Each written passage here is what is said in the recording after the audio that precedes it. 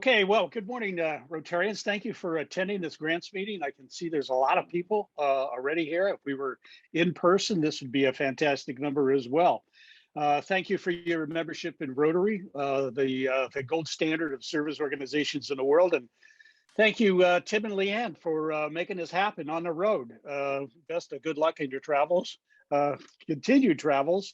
And thanks to everybody that's on the TRF committee. I appreciate all the work and the diligence in each one of those areas. I would like to begin by saying this is my elevator speech, and it should be yours too. This is our vision statement. It was rolled out last year during PDG Cindy's year, and it just encapsulates everything I think Rotary is all about. Together, we are people that create change. We see that world and we take action and we create lasting change across the globe in our communities. And I think importantly too, in ourselves. This is where leadership in the group comes in. Now, if you could see the theme this year for Rotary International under Rotary International President Shekhar is serve to change lives. If we could have everybody mute, it would be, I would appreciate it so I don't hear the dogs in the background. Anyway, serve to change lives is the Rotary International theme. And my theme for the year is step up to the plate. You have to step up to the plate to serve to change lives. And one of the things I really want to just focus on this morning is Rotary giving, Rotary direct giving. It's safe, it's secure, it's easy. You can give monthly, you can give quarterly, you can give annually, and you can enroll online by mail, or you can phone it in too. It's just a great, important source of funding for Rotary. And I was talking to Jeff Cochran, our zone coordinator of this, and he was telling me, 7% of the Rotarians give 1,000 or more to the annual fund. And that makes you a Paul Harris Society member if you give 1,000 or more. Donors, these 7% of these donors represent 45% of all the annual giving to Rotary International. Now in District 5110, we give less than 1% to the annual fund with direct giving. And I want to really boost that up. I want to shoot that into the stratosphere, and I hope everybody will step up to the plate, give more so we can grow more. I was, Boy, this is just frustrating. Could you please mute yourself? This is frustrating. All I hear is people in the background yelling and probably cleaning their kitchen. Hey, anyway, Rotary direct giving, give more so we can do more and grow more. Here are the sites. You can give online, you can give by mail, or you can give by phone. It'll save you time, money, and it'll save all of us time and saves Rotary lower administrative costs, and it means more money for programs, and it saves lives. So that's why I say give more to do more so we can grow more. And best, lastly, continue to stay safe, especially for you people on the road. Stay safe, wear your mask, and if you can, consider vaccinations so that others can be safe as well. Thanks, Jerry, for the great reminders. And also, I encourage you to put in a pitch for your 2650. You want to talk about that? Oh, yeah. I'm doing that to the clubs when I do club presentations. The first donation that was ever given to the Rotary Foundation was $26.50. And I'm asking every Rotarian in this district to pony up minimum $26.50. I'm asking those that can give more to do more by moving that decimal place over. You can give $265, move it over one more, give $2,650, whatever you want to give. But every Rotarian every year should be given to the foundation, and giving that $26.50 is the base minimum amount everybody can give this year. Step up to the plate, give $26.50 or more. And I'm especially encouraging you to get in touch with Rotary International 5110 Rotary Paul Harris Society coordinator Bob Wisely to do that too. Join the Paul Harris Society. I give $85 a month. It's easy. It's taken out of my credit card, and at the end of the year, guess what? I've given $1,000, and I'm part of that 1% that I want to increase in the district. Thanks, District Governor Jerry. We appreciate that.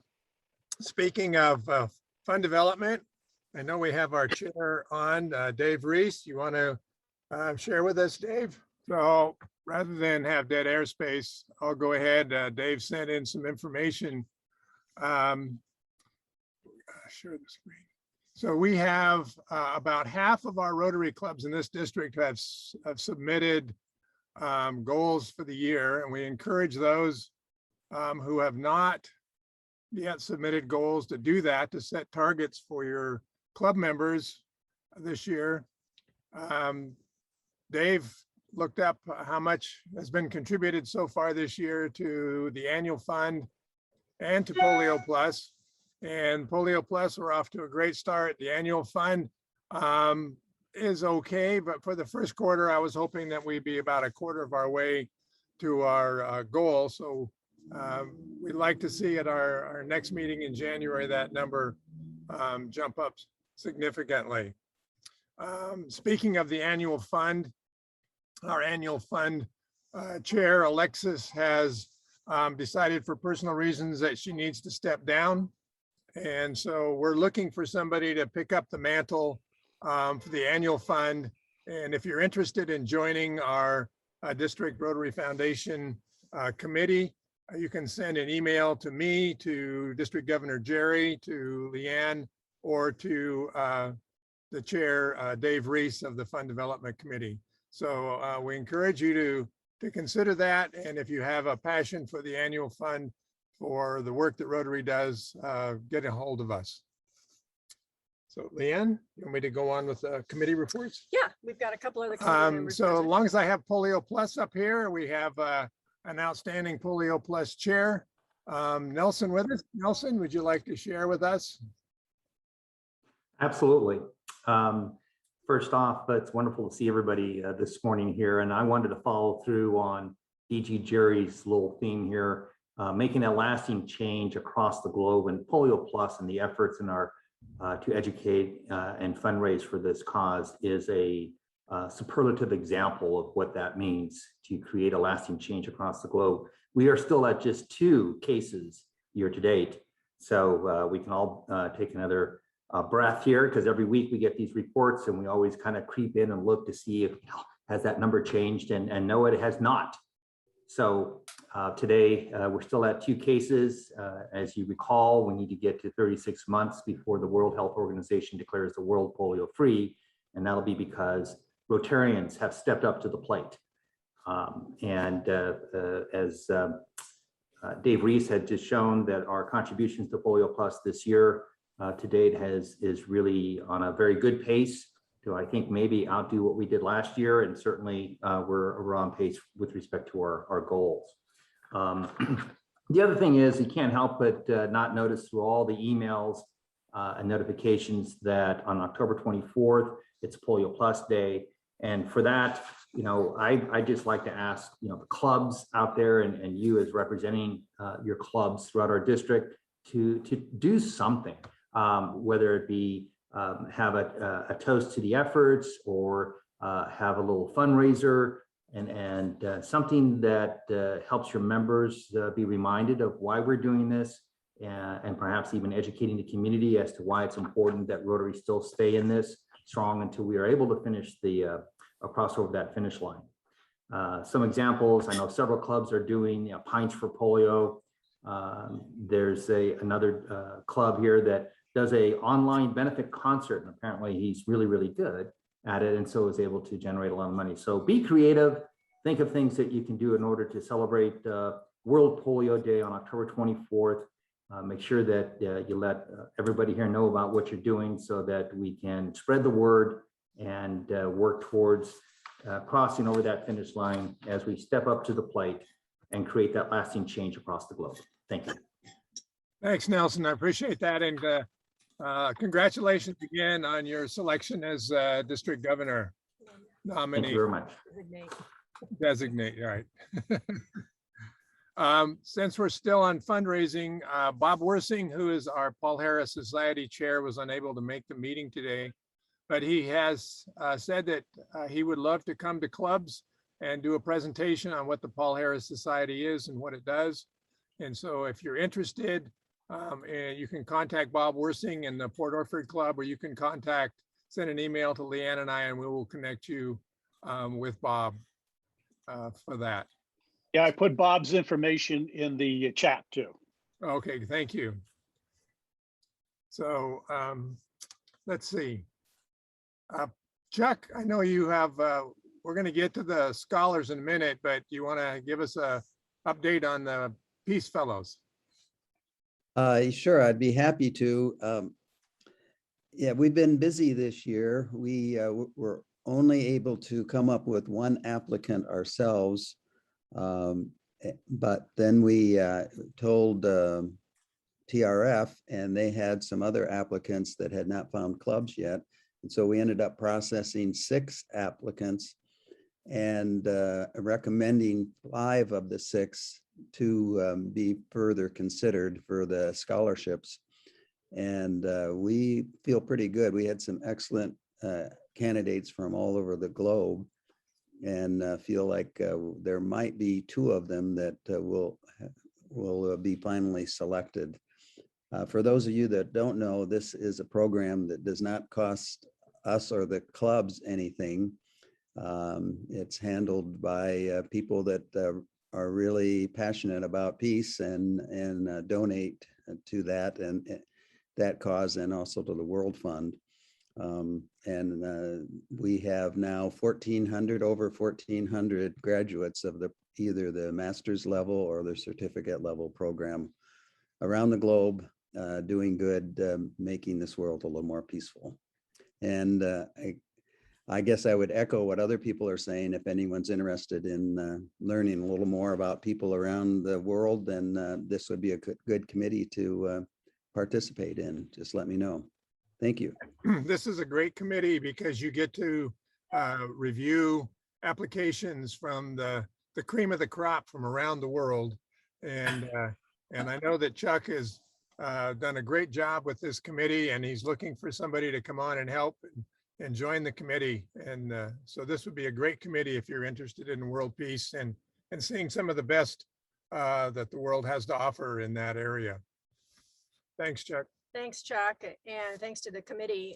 Certainly, I think Carol Fellows is on this call. I know our District 51 has an incredible reputation when it comes to the Peace Fellows and the work that this district has done to help place some of those students. So thank you.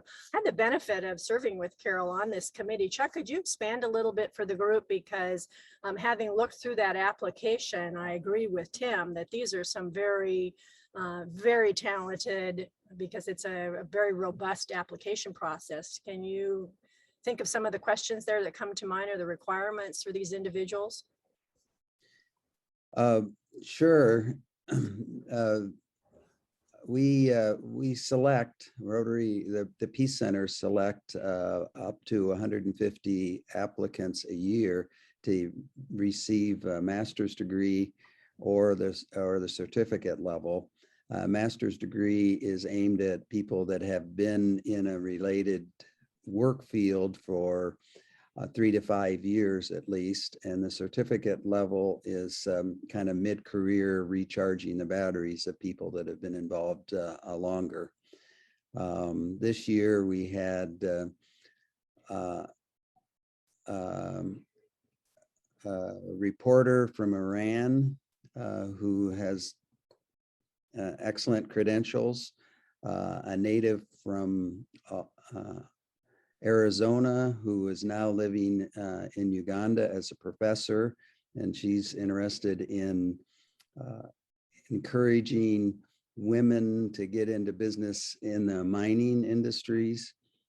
We had a fellow from Tigray that had to come to this country because of the violence there, and remains active in trying to do things to improve his country.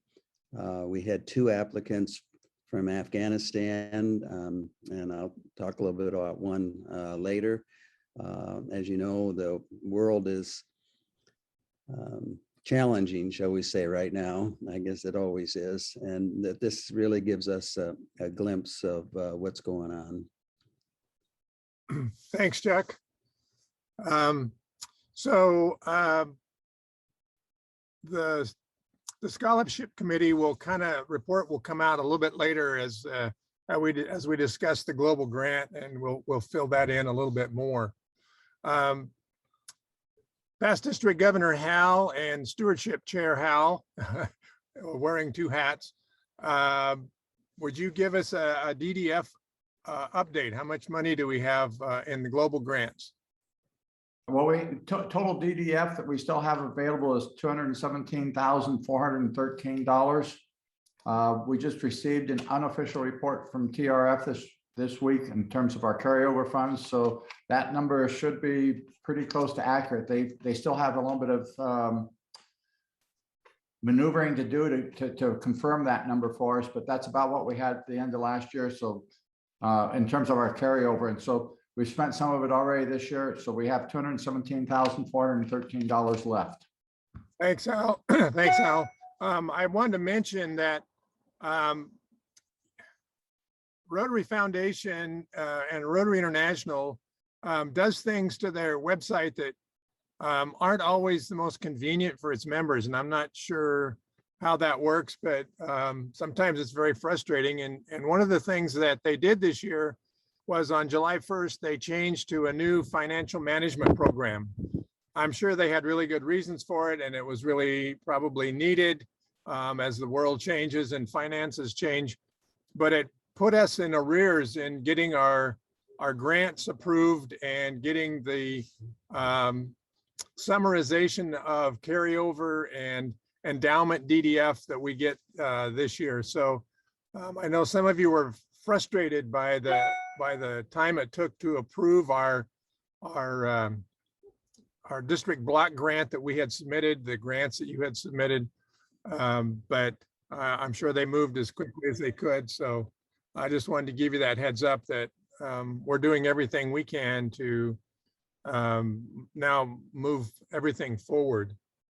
Tim, by the way, we still do not have the funds for the endowment. So that should be an additional 30 to 35,000 on top of that 217,000. Right. Thanks, Hal. Good number. And I want to acknowledge Hal for the yeoman's effort that he does in keeping us straight, working with district grants, global grants, and with our new treasurer, Heather. So thanks, Hal, for all you do. And I'm sure we'll be back to you when we get to district grants. So as we move to the district grants and where we stand on that, Kathy, would you share with us where we are with that and the progress that we're making? And I think, Tim, now would be a good time as Kathy prepares to share her screen. If those of you, I mean, we love having new people join us on these quarterly meetings, and I would like to add you to our attendee list so you automatically get all notices about any of the district foundation work that's going on. Would you please use the chat and put in your name, your preferred email, and even include your club? That would be really helpful, and I will add you to the list after this meeting. So just put that into the chat whenever you can do that. All right, Kathy. It is. Very good. Sorry, I've just got a very basic sketch here, but I wanted to give you all an update on both 21-22 district grants, the new grants, and also where we stand on the completion of 2021 district grants. So starting with the new grant process, our plan is that all high and medium priority grant proposals will be funded, and that's as long as your club meets all of the club qualification requirements. And that was a total of 55 grant proposals. And again, we intend to fund them all. And the total value of those, the total district designated funds to be distributed and matching your club funds is $128,650. You add to that the club contribution of a little over 130,000, and the total impact of all the great work you all are doing is $259,676, and that goes both to local communities and to international communities. So I just like to mention that 44 of those district grants are local, meaning domestic grants, and we have 11 international grants. So kudos to all of you for coming up with really fabulous projects and doing all the great work that you are doing with these matching grants. Just to add to what Tim Mobley just said a few minutes ago, just to let you know that we received approval from the Rotary Foundation a little bit later than usual to be able to approval of our district spending plan. So that was in mid-September. So I just wanted to let you know that the funding, the approval and the funding process for your 2021-22 grants is now in progress, a little later than usual. And I know that's affected some of you, particularly those of you who have projects that relate to schools and literacy and that sort of thing. But we are working as quickly as we can to get those matching funds out to you and to notify you when your proposals have been approved. Just also an update on 2021 grants. So last year's grants that you have until December 31st to submit your final reports. A key thing for you all to remember is that your 2021 grants, your work must be completed and your final report must be closed out, approved and closed out before we're going to be able to fund your new grants for 21-22. So for 2021, this last Rotary year, we had 61 grants that were funded. 30 of those have submitted and approved final reports. So that means half of you still need to finish your final reports for last year's grants, okay? So we really would appreciate if you could keep working on those. And I will add that those do keep coming in. So thank you to all of you who are working on them and communicating with us and raising your questions, because we're happy to help you finish those up. A couple notes about those. The final report only requires the project manager's signature. The president does not have to sign off on that grant for your club. So certainly the president can be the one who does it, but also another club member who's been managing the project can sign off and submit that report. Couple of little tips on that. Please, please, please, this is a big request. We really need you to submit PDF files of your receipts and your checks.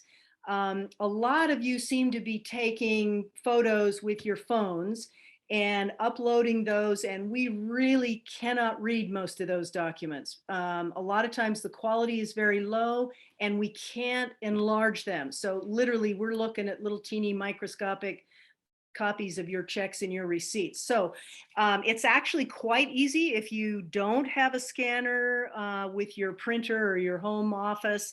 You can download an app on your phone, and it's very much like taking a photo, but instead of getting a JPEG photo, you will get a scanned copy that we can then enlarge and we can read better. And so you may think I'm spending a lot of time talking about this, but it's happening a lot.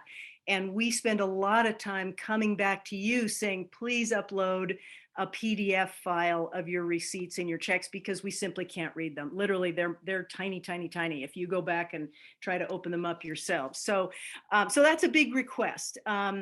Also, please do include photos of your projects, and please do include your publicity. We like to see that and have that for various activities and future ability to talk about all the great work that we're doing in our district. Really, this is Hal's category. Hal, do you want to comment on club qualification rather than me? I can. I think that you probably put most of the things up there that are important.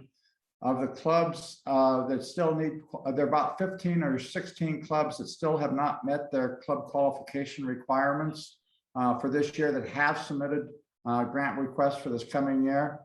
Most of those that haven't met the club qualification requirements are, they haven't submitted the final report, or had the final report for 2021 has not yet been completed and signed off. So most of it's just a matter of getting the final reports for 2021. There are a few clubs that still have to submit financial management plans and memorandums of understanding. And there's 2 or 3 clubs where the club president hasn't yet done the grant management seminar, or at least I don't have a record of them having done the grant management seminar. I will admit that I could have missed some emails with MOUs at FMPs and grant management seminars. I got swamped with emails for a little while, and I might have missed somebody. So if you've already sent it to me, and the sheet that Kathy has up there, the website that Kathy has up there, if it's showing that you're not qualified, have a look across the sheet and look to see if it's what's missing. And then please resend if you've already sent me the financial management plan or the MOU, and my apologies if I missed yours, but I've gone back and rechecked all my emails and I can't find them. So that's about all I have to say. I don't think that there's much else to say about it. The slide, I think, covers everything, Kathy.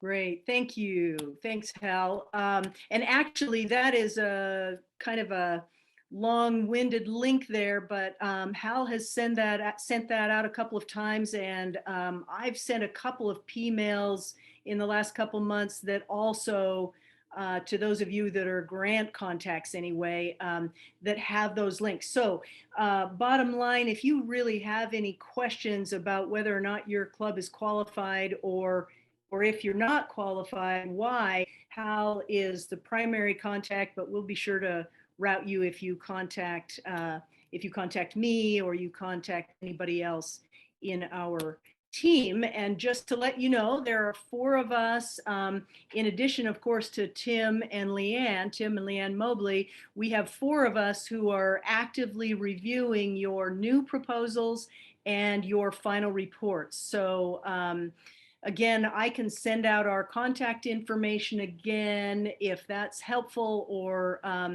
you've been hearing from Hal and me. So Hal has, by the way, graciously contributed vast amounts of his time to district grants as well as district stewardship matters. So huge thanks to Hal for really being my partner in crime in all this. And then we have Bruce Garrett and Tim Quinlan, who are working with our group, also kind of getting up to speed and getting familiar. So you're welcome to contact any of us. Just to let you know, we have split the clubs into 2, the clubs in the district. So if you contact me, I might say, hey, I need to have you talk with Hal because his team is going to be working with your club. But don't hesitate to contact us, track us down through DACDB, or contact anybody on the leadership team, and they can put you in touch with us to respond to your questions. Hal, sure. Yeah, Kathy, you might mention that Bruce and I have clubs from G on, and you and Tim have to G. So if their club starts with a G on, contact Bruce or I, and otherwise contact you and Tim. Excellent. Thanks, Hal. Yeah, Tim Quinlan and I have the first part of the alphabet when it comes to district grants, and yeah, Hal and Bruce have G onwards, and G meaning Greater Bend, Grants Pass, and on through the alphabet. I also want to mention that this year has been somewhat challenging with the president-elect training being all online. It was a vast change in qualification where the MOU and FMP was signed at PETS, and there was an hour-long course that the president automatically became qualified if they attended. Leanne and I will be working with our new district trainer to see how we can best get this job done so it's not quite as onerous. My guess is that some of the training will be in person, some of the training will be online, and I'm not sure what is what. So as soon as we know, and we'll get back to all the president-elects in the clubs and try to make this a little bit smoother operation than it was this year. Amy, are you on the call? I didn't look down the participants list. Or Jerry, do you know has a decision been made about pets being in person or online? Right now, it's moving to be in person, and I think it's going to be similar to what Tim would talk about, some front end digital work, hopefully meet in person, and not as extensive as it has been in previous years in terms of a Thursday through Sunday event. It may be just a couple days, but they're still working on it, so it's still a work in progress. Okay. Well, as Tim said, we'll make sure that we loop in with DGE Amy and also with the new district trainer to make sure that this is a little smoother for next year.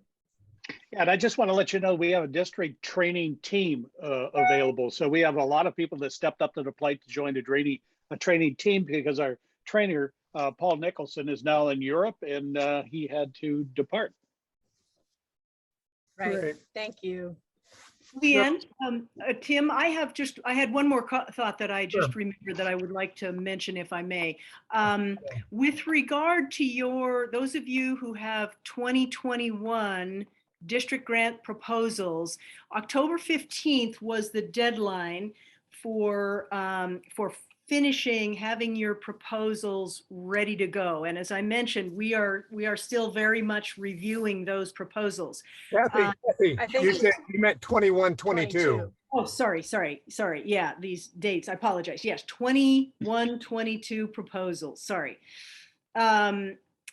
Anyway, the issue is some of you, we are in touch with several of you, but there are some clubs that still have their 21, 22 proposals in club process. And what that means is that you haven't fully submitted them. You either haven't had your president sign off, or something is holding your proposal still in club process, and we need it to be submitted for district review.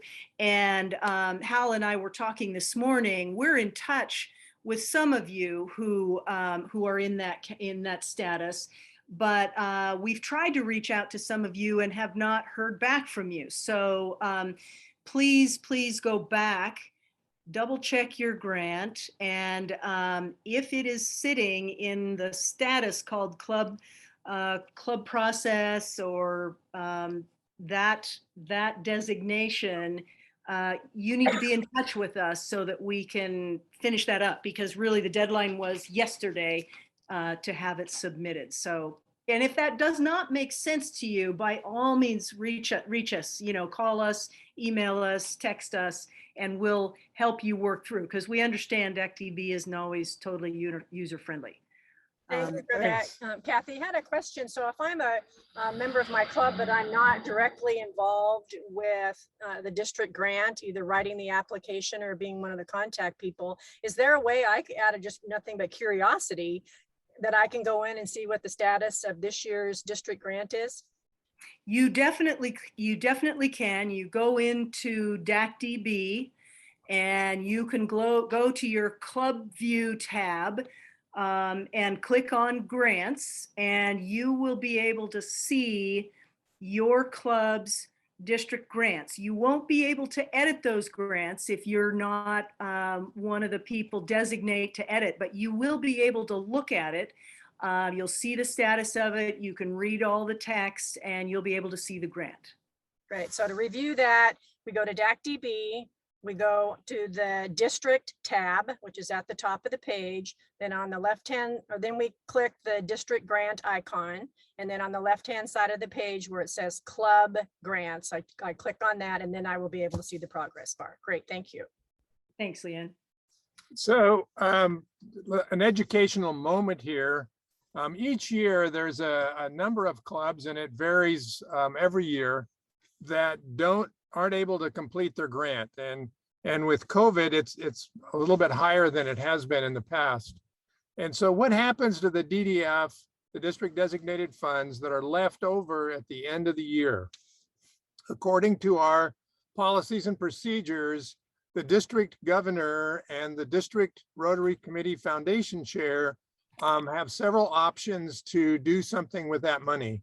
It can be sent to Polio Plus, it can be sent to peace centers, or it can be carried over to the global grant side of DDF, or the district governor and the district Rotary Foundation committee chair can agree to put it toward a project.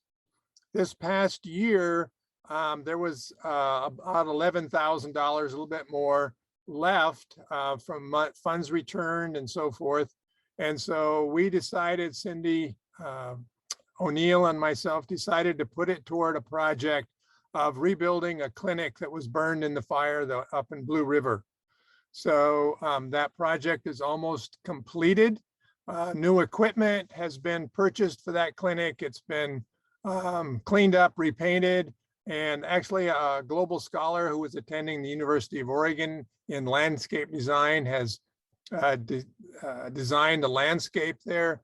And so that's where past district governor Cindy is today. They're finishing up that grant. So those funds continue, whether it's through a club or through the district, to have an impact in our district. So every year we take a look and see if there's any funds left over, and if there are, make that decision on how those funds can best be utilized to continue to serve our district. Great, Tim. Thanks for that. I mean, that's really exciting. It's a year since the fires that hit that Detroit area of our state, as well as Southern Oregon area. So it's wonderful to hear that there's some real progress being made there and helping those communities restore and recover. So that's great. Thank you for that. So this is the portion of the program where we usually move to hear district grant proposals. We have a district grant that we're going to discuss, but the process has been a little different. So I'm going to let past district governor Chuck Root talk a little bit about that grant and where we are with it. So Chuck. Yes, all right. Thank you very much. Oh, I see we've got a slide. Excellent. As I was giving a report on Peace Fellows, this kind of comes on the heels of that.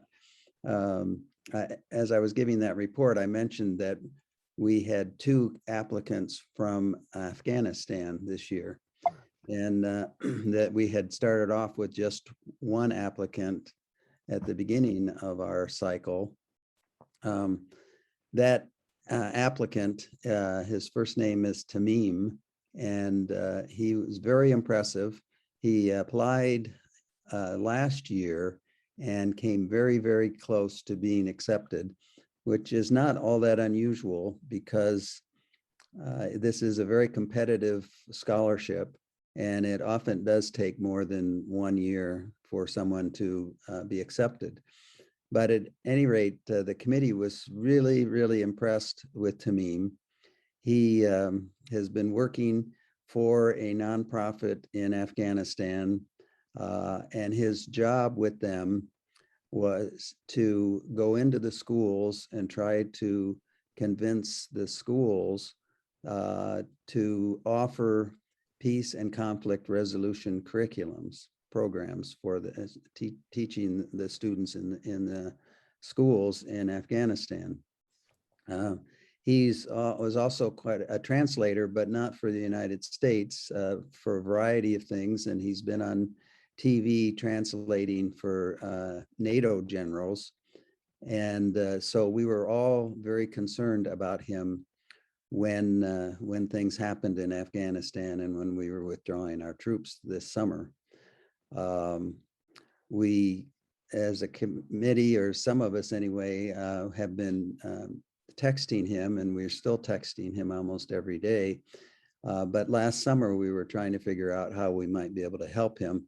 And one way that it came to us was to see if we could have him qualify for a global grant scholarship, in which case we expected that that would make it easier for him to receive a visa, and perhaps he could get a master's degree from not one of our peace schools, peace programs, peace centers, but further his education and protect himself and his family.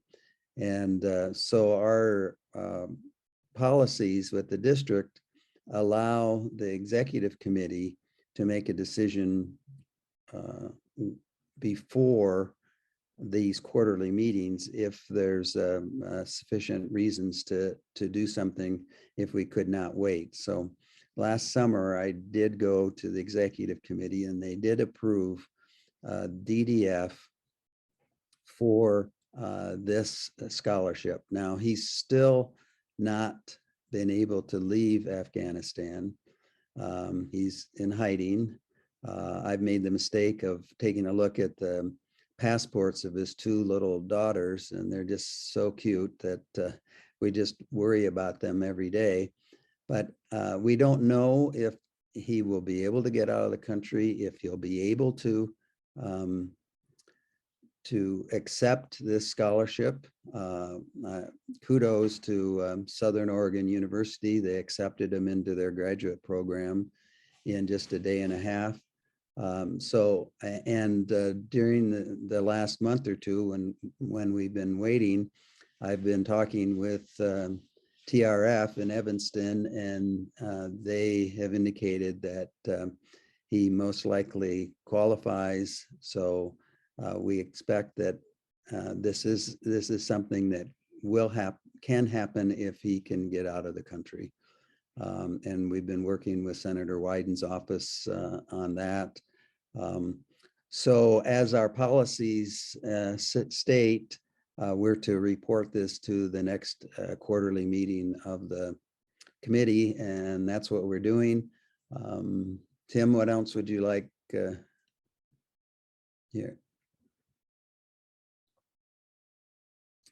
I have to unmute. So what I'd like to do is if anybody has any questions for Chuck, please put them in the chat box.